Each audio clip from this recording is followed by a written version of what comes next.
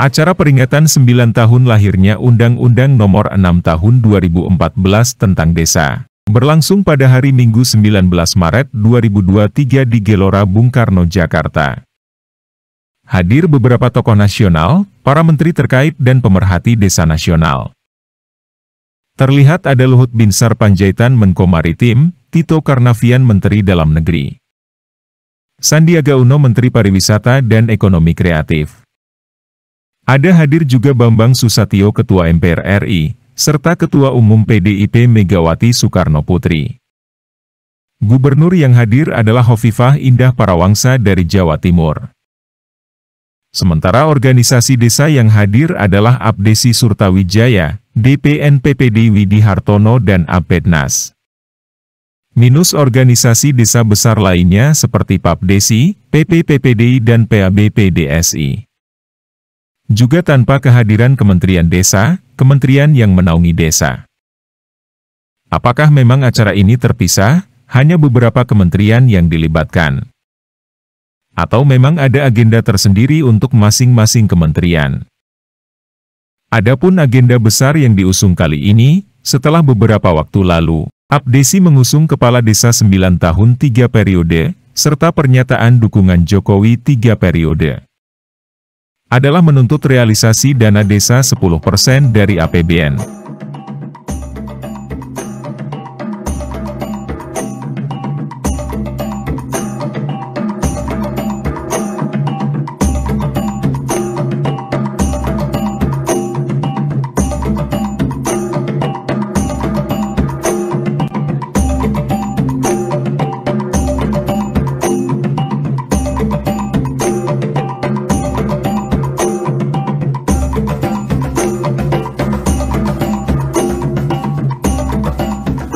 Hadirin yang terhormat yang kami muliakan, acara berikutnya adalah laporan dari Ketua Pengarah yang akan disampaikan oleh Bapak Asri Anas, di mana Bapak Asri Anas akan didampingi oleh Ketua DPP Abdesi Bapak Surtawijaya, Ketua DPP Apednas Bapak Indra Utama, dan Ketua DPN PPDI Bapak Widi Hartono. Kepadanya kami persilakan.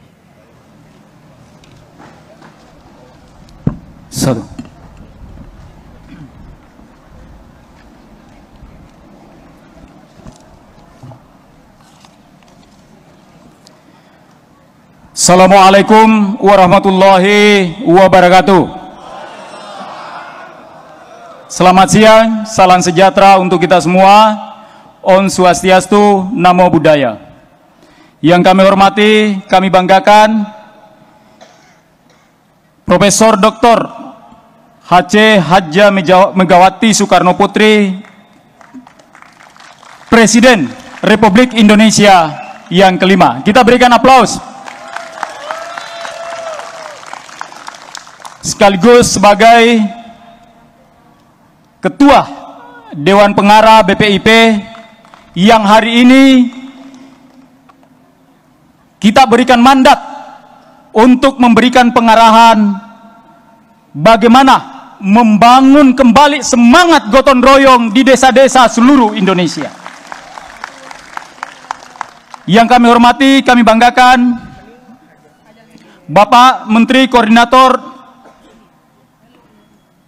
Maritim Investasi Republik Indonesia Luhut Binsar Panjaitan, yang sekaligus Ketua Dewan Penasehat Asosiasi Pemerintahan Desa seluruh Indonesia.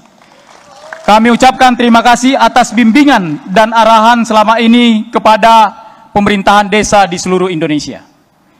Yang kami hormati, kami banggakan Menteri Dalam Negeri Republik Indonesia Muhammad Tito Karnavian, yang juga Ketua Dewan Pembina Asosiasi Pemerintahan Desa seluruh Indonesia, Ketua Dewan Pembina Asosiasi Badan Permusyawaratan Desa seluruh Indonesia, dan Ketua Dewan Pembina Asosiasi Perangkat Desa seluruh Indonesia. Yang kami hormati Bapak Menteri Pan RB Abdullah Azwar Anas, tokoh muda kita, kebanggaan, yang juga memiliki histori yang sangat panjang berinteraksi dengan kepala-kepala desa di seluruh Indonesia. Yang kami hormati Kepala BPIP Profesor Yudian Wahyudi, yang ini sekaligus melaporkan Asosiasi Pemerintah Desa sudah MOU dengan Abdesi. Keinginan kita agar kepala desa seluruh Indonesia mendapatkan diklat ideologi Pancasila,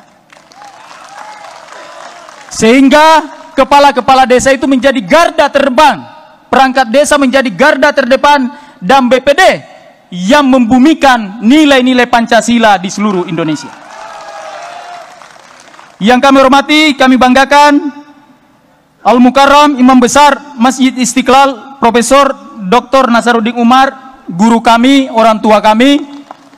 Terima kasih sudah mendoakan kita semua. Yang kami hormati Gubernur Jawa Timur Ibu Hajjah Hopipa Indar Parawansa. Sebagai laporan, Bu, bahwa dari Jawa Timur ada 210 bis yang hadir di tengah-tengah kita. Jawa Timur perjalanannya pulang balik ini ada 3 hari, Bu, gitu. Dan yang paling banyak pengeluarannya katanya. Yang kami hormati Bapak Bupati, Wali Kota yang kami tidak sempat sebutkan satu persatu, Abanda kami Pak Utut dan anggota DPR RI yang hadir di tengah-tengah kita. Saudara saya Budiman Sujatmiko, aktivis desa. Di belakang kita, Bu, hadir anggota-anggota Pansus Undang-Undang Desa yang dipimpin oleh Pak Mukoam yang melahirkan dan merumuskan Undang-Undang Desa, Undang-Undang nomor berapa? Nomor 6 tahun 2014. Wamen yang kami hormati, kami banggakan. Terima kasih sudah hadir, Pak. Tidak ada masalah, yang penting hadir. Bapak dan Ibu, sebelum kami lanjut, perlu kami jelaskan bahwa konsep desa bersatu itu lahir dari arahan Pak Luhut dengan Pak Tito Karnavian. Beliau selalu memberikan arahan kepada kita. Hei kepala-kepala desa, kenapa kalian suka bertengkar dengan BPD? Kenapa suka berkelahi dengan perangkat? Bukankah kalian sama-sama membangun desa? Benar atau tidak? Itulah kenapa temanya desa bersatu. Karena tujuan kita hanya satu, membangun Indonesia. Oke. Kalau gitu kita yel-yel dulu. Ini mohon maaf Ibu Ajat, kemudian Bapak Menteri yang hadir. Kami ingin yel-yel dulu agar penyemangat buat kita semua.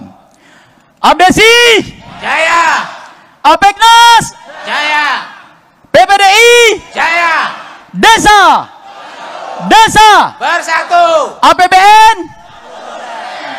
APBN 10% untuk dana desa. Kelihatannya Wamen Des langsung setuju. Bapak dan Ibu yang kami hormati, perlu kami sampaikan bahwa yang hadir di tempat ini, Bu, itu perwakilan 216 kabupaten kota seluruh Indonesia. 33 provinsi hadir di tengah-tengah kita. Sesuai dengan catatan kami, hadir sekitar 41.000 kepala desa dan perangkat desa hadir. Hanya memang terlalu panas, lebih banyak di pohon sana, di sebelah sana juga, kita pahami. Tetapi tidak mengurangi semangat kita semua. Niat besar kita adalah merayakan 9 tahun lahirnya Undang-Undang Desa. Benar atau betul? Melalui kesempatan ini perlu kami sampaikan bahwa ada 11 poin yang perlu kami sampaikan sehubungan dengan hasil silaturahmi kepala desa di seluruh Indonesia dan desa ini. Dan ini menjadi catatan buat kita semua, sekaligus menjadi perenungan buat kita semua. Yang pertama, Wadah Desa Bersatu hadir dalam rangka mengkonsolidasi seluruh kekuatan desa yang selama ini terbagi dalam beberapa organisasi desa. Ini juga Pak Menteri Dalam Negeri mohon arahan, karena proses demokrasi yang sangat terbuka, terlalu gampang kita sekarang ini mendirikan organisasi desa, Pak. Sehingga kami berharap agar proses pembinaan cukup kutubnya hanya 3. Pertama kepala desa, kedua BPD, domain yang ketiga adalah perangkat desa. Karena organ utama undang-undang desa adalah kepala desa, masyarakat desa, BPD, dan perangkat desa. Sehingga menjadi harapan kami dalam rangka kepentingan desa diperjuangkan, maka desa bersatu perlu kita wujudkan. Desa bersatu ini bukan politis, Pak, kami jelaskan. Karena ini menjelang tahun pemilu, kadang-kadang dipelesetkan ini seakan-akan tahun politik. Tidak sama sekali. Kita hanya ingin desa ini menjadi wadah perjuangan buat kita semua. Kita ingin mengkonsolidasikan semangat gotong royong seperti yang dipesankan selalu oleh Ibu Hajah Megawati Soekarno Putri. Kita ingin agar desa-desa ini tumbuh menjadi wilayah investasi seperti yang selalu disarankan oleh Pak Luhut. Dan kita ingin apa yang dipesankan oleh Pak Tito, kalian boleh berpolitik, tapi politiknya adalah politik kenegaraan. Betul. Tidak boleh kepala-kepala desa, perangkat desa bertentangan dengan presiden. Benar atau tidak? Nah. Jokowi. Yang kedua, kami menyampaikan apresiasi kepada Presiden Joko Widodo yang telah memberikan dukungan penuh terhadap desa. Dukungan ini merupakan tindak lanjut pelaksanaan amanah dari Undang-Undang Nomor 6 Tahun 2014 tentang desa dan wujud dari kepedulian Presiden terhadap pembangunan desa. Bukan hanya anggaran, tetapi juga kebijakan desa. Yang ketiga, kami melihat ada masalah besar yang menjadi perenungan kami, yaitu memudarnya desa sebagai sumber rujukan filsafat bangsa. Gotong royong selama ini menjadi kekuatan mulai memudar. Kami kepala-kepala desa, kami penasehat, kami pembina, kami MPO selalu mengkritik program-program seperti, mohon maaf, program padat karya. Bahwa membangun jalan harus dibayar. Padahal semangat histori nenek moyang kita adalah gotong royong dan kebersamaan. Benar atau tidak? Desa menjadi bagian utama dari perjalanan panjang perenungan, penemuan filsafat bangsa. Itulah yang kami selalu lihat yang dibangun oleh pendiri bangsa kita, Bapak Insinyur Soekarno. Yang keempat, kita perlu belajar dari negara lain seperti negara Cina, yang menjadikan negara maju karena mengoptimalkan kekuatan desa yang mereka miliki. Desa dijadikan sebagai sumber produksi, pusat pengembangan industri. Desa diberikan keleluasaan besar untuk menata dan membangun desanya sehingga mereka bertransformasi menjadi satu kekuatan. Kami berharap kepada Bapak Mendagri, Pak penasihat kami Pak Tito, ke Ibu Hajah Megawati Soekarno Putri, jangan desa disamaratakan di seluruh Indonesia. Jangan desa dibuatkan aturan Sabang sampai Merauke harus sama. Mohon maaf Pak Menteri Desa, jangan kita mengangkat desa adat dibesar-besarkan tapi dipaksakan melakukan pemilihan umum padahal nilai-nilai budaya ada di mereka. Benar atau tidak? Inilah yang mulai memudar di tengah-tengah kita. Selama ini kami melihat desa hanya menjadi objek pembangunan, bahkan hanya sekedar menjadi program, subprogram kementerian dan lembaga. Padahal berdasarkan asas subsidiaritas, asas rekognisi, desa harusnya menjadi subjek pelaku utama pembangunan desa. Desa mesti diberikan ruang seluas-luasnya kepada pemerintah dan rakyatnya untuk membangun. Itulah yang dikritik oleh desa selama ini. Jangan desa diatur sedemikian rupa harus membangun jalan 30% padahal jalannya sudah bagus. Benar atau tidak? Harus dipaksa membuat bantuan langsung tunai padahal masyarakat miskinnya tidak ada. Kondisi ini yang dialami desa. Dan ini kami berharap benar-benar melalui peringatan 9 tahun ini menjadi perenungan kita semua kalau kita ingin desa ini benar-benar berdaulat dan maju. Benar atau tidak? Ketujuh, semangat ini juga menjadi dasar mengapa kami memperjuangkan, sekali lagi, mengapa kami memperjuangkan 10% APBN untuk dana desa. Benar atau tidak? Kami sangat bangga dengan apa yang disampaikan oleh Pak Jokowi. Hanya dengan 1,5 juta kita bisa membangun embun sekitar 10.000. kita bisa membangun 27.000 kilometer jalan. Apalagi kalau 3-4 miliar per desa. Benar atau tidak?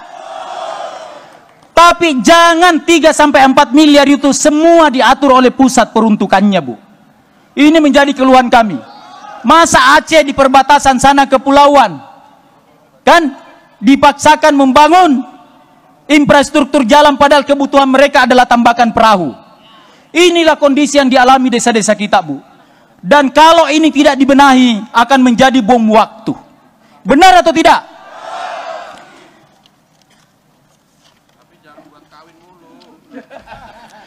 Nah, itu dia, Pak. Mohon maaf. Ini kita perlu luruskan mumpung ada tokoh-tokoh kita. Kepala desa ini, Pak, selalu dianggap korupsi. Ini mohon maaf. Jika kita ingin membandingkan dalam 5 tahun, lebih banyak anggota DPR, DPR RI, DPD, kemudian DPRD kabupaten dan provinsi korupsi dibanding kepala desa. Dan harus diingat, kepala-kepala desa umumnya hanya karena kesalahan administrasi pemerintahan.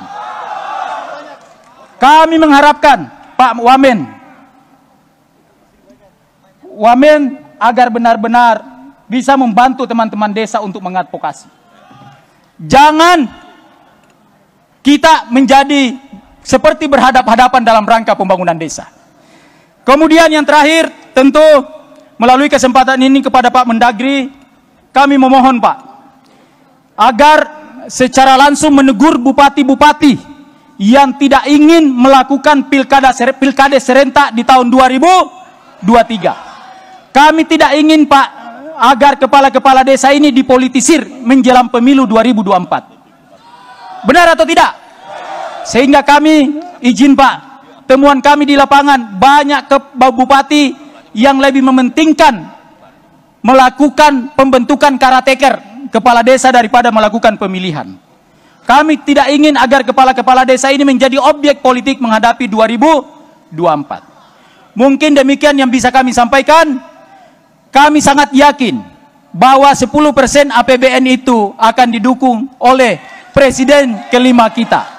Kami sangat yakin bahwa Ibu Hajah Megawati akan menjadi pembimbing kita dalam rangka percepatan pembangunan desa. Kami ucapkan banyak terima kasih ke Pak Luhut dan Pak Tito yang tidak bosan-bosan selama ini memberikan bimbingan ke teman-teman kepala desa. Kami sengaja menghadirkan 3 ketua organisasi Pak agar memberikan simbol. Sebagai Dewan MPO kami selalu menasihati agar kepala desa BPD jangan bertengkar di lapangan. Mari kita fokus habiskan energi untuk membangun desa. Terima kasih. Billahi taufiq wal hidayah. Wassalamualaikum warahmatullahi wabarakatuh. Desa! Desa! Terima kasih. Boleh kita berikan tepuk tangan yang meriah sekali lagi atas laporan yang telah disampaikan, dan kami ucapkan terima kasih kepada Bapak Asri Anas, Bapak Surtawijaya, Bapak Indra Utama, dan juga Bapak Widi Hartono. Hadirin sekalian, keberadaan desa selama ini memiliki posisi yang penting, baik sebagai alat mencapai tujuan pembangunan nasional ataupun sebagai lembaga yang memperkuat struktur pemerintahan negara Indonesia. Untuk itu, kita juga semua berada di sini untuk menyamakan misi serta visi, juga penyampaian harapan, serta inspirasi, juga aspirasi bersama dengan semua struktur pemerintahan mulai dari desa sampai pemerintahan tertinggi. Untuk lebih jelasnya, seperti apa visi, misi, dan tujuan besarnya, dan juga arahan yang akan diberikan, kami mengundang Ketua Dewan Penasehat DPP Abdesi yang terhormat Bapak Luhut Binsar Panjaitan. Kami persilakan.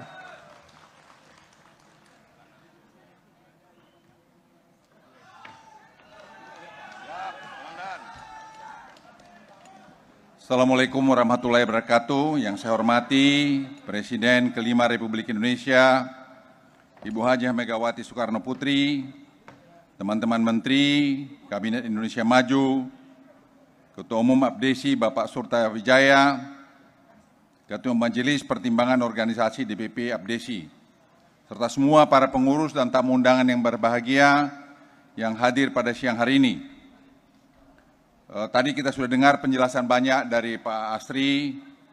Saya hanya ingin mengingatkan saja pada teman-teman kepala desa, ada 4 pilar ekonomi kita saat ini. Yang pertama, hilirisasi, yang membuat ekonomi kita jadi kuat hari ini, dan kita membangun ekosistem yang bawa di negeri ini yang dihormati banyak negara di dunia. Yang kedua adalah digitalisasi yang membuat kita lebih transparan, yang membuat penghematan efisiensi di semua lini. Yang ketiga adalah harga komoditas. Nah, harga yang keempat, pilar itu adalah dana desa. Jadi teman-teman desa ini memiliki peran yang luar biasa. Jadi mana-mana saya memberikan ceramah, saya sampaikan kami memiliki dana desa di 74.000 desa lebih. Yang banyak orang tidak menyadari kenapa ekonomi kita tetap relatif stabil dalam konteks kemarin COVID-19, itu karena peran dari para kepala desa. Anda memainkan peran luar biasa, dan saya harap peran ini terus dibawa ke depan.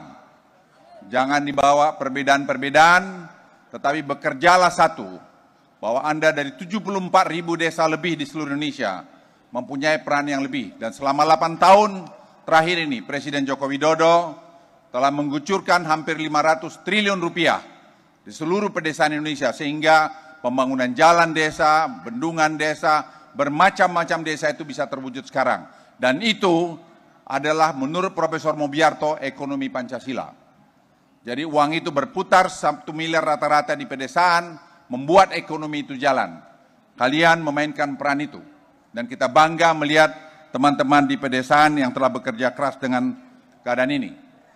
Mengenai undang-undang desa dan seterusnya, saya kira tadi sudah dijelaskan, biarlah nanti diproses dengan baik dan dilakukan dengan tenang, jangan kita menimbulkan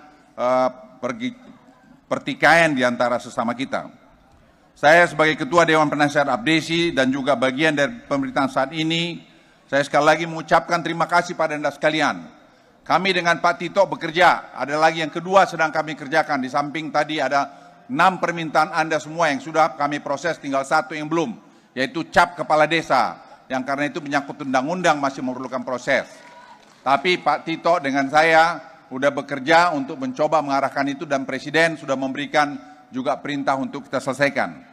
Yang kedua, untuk desa adalah pendidikan. Apapun yang kita lakukan, pendidikan itu kunci. Saya adalah anak seorang supir. Ayah saya tukang supir si bual-buali, bus di Tanah Batak. Saya dilahirkan dari rahim seorang ibu yang SD saja atau SR saja tidak tamat. Tapi saya bisa seperti ini, Anda pun bisa punya anak yang lebih baik dari saya di kemudian hari. Oleh karena itu, program gasing, yaitu matematika dan fisika yang sekarang sudah mulai jalan di seluruh Indonesia, yang kami inisiasi Pak Tito dengan saya dan Kementerian Pendidikan, itu sekarang saya minta kalian bantu. Saya minta kepala desa bantu yang konkret. Jangan Anda berpolitik praktis, 2 ini laksanakan, Anda sudah membawa kesejahteraan buat Republik Indonesia ini. Saya titip hal ini pada Anda semua. Teman-teman kepala desa yang saya banggakan, sekali lagi saya mengucapkan terima kasih atas semua yang Anda telah lakukan selama crucial time dalam COVID kemarin. Saya merasa bahwa Anda berperan di dalam membuat Indonesia bisa seperti ini. Kita kompak, kita semua padu, tidak ada saling menjelekkan, tidak ada saling mencurigai, atau itu kita kurangi, sehingga Indonesia bisa seperti sekarang ini. Saya juga bangga teman-teman kepala desa sekalian, kita akan mendengar nanti pengarahan dari Ibu Megawati, Presiden kelima Republik Indonesia. Mari kita dengarkan dengan seksama arahan-arahan dari beliau. Presiden juga minta kami semua para pembantunya untuk senantiasa berupaya agar undang-undang desa beserta dana desa yang ada di dalamnya bisa semakin berpihak pada masyarakat pedesaan. Selain itu, regulasi yang disusun pun diminta menjadi lebih mudah sehingga menghasilkan sistem pengelolaan dana desa yang efektif, efisien, dan akuntabel.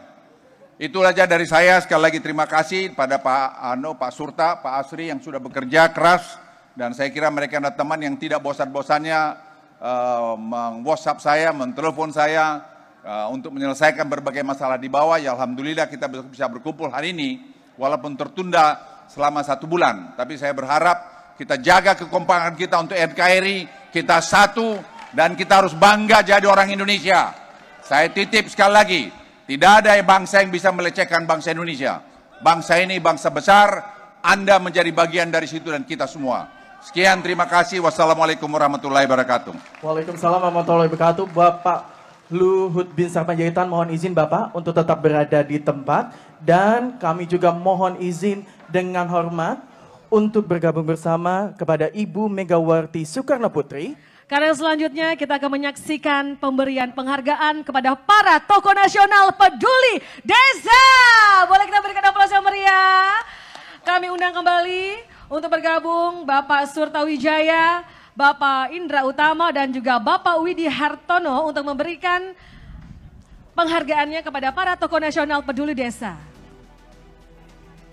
Yang pertama, kepada Bapak Surtawijaya akan memberikan penghargaan tokoh nasional peduli desa kepada Ibu Megawati Soekarno Putri. Boleh kita berikan tepuk tangan Bapak dan Ibu.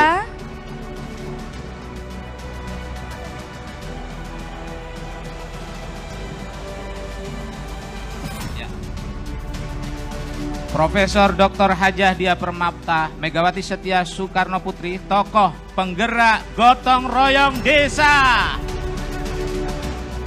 Dan selanjutnya Bapak Surtawijaya akan memberikan penghargaan tokoh nasional peduli desa kepada Bapak Luhut Binsar Panjaitan selaku tokoh nasional penggerak semangat kemandirian desa.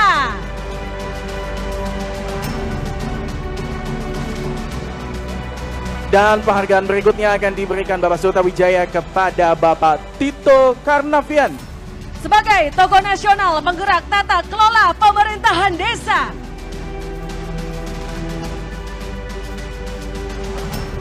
Dan selanjutnya Bapak Surtawijaya akan menyerahkan penghargaan tokoh nasional peduli desa kepada Ibu Khofifah Indar Parawansa sebagai Gubernur Peduli Kesejahteraan Aparatur Desa. Sekali kita berikan aplaus yang paling meriah. Berikutnya kami persilakan kepada Bapak Indra Utama. Di mana Bapak Indra Utama akan menyerahkan penghargaan tokoh nasional peduli desa kepada Bapak Muhammad Asri Anas selaku tokoh pemersatu organisasi desa.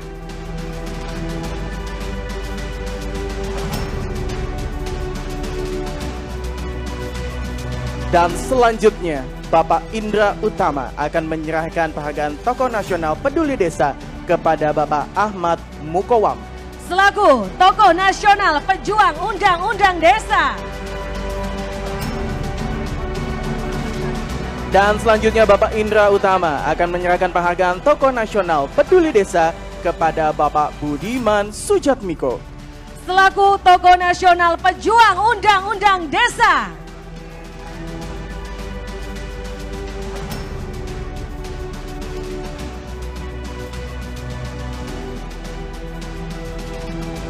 Selanjutnya, Bapak Widi Hartono akan menyerahkan penghargaan tokoh nasional peduli desa kepada Bapak Ahmad Zaki Iskandar selaku Bupati Peduli Kesejahteraan Aparatur Desa.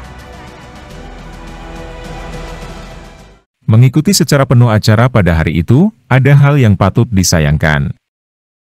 Mengapa tuntutan yang begitu berat, realisasi dana desa 10% dari APBN? Di mana bila dihitung rata-rata, setiap desa akan menerima 4 hingga 5 miliar per tahun. Tidak diperjuangkan sesuai tagline acara pada hari itu, yaitu Desa Bersatu. Justru nampak tak ada kesatuan tekad, dengan tak dilibatkannya 3 organisasi besar desa lainnya.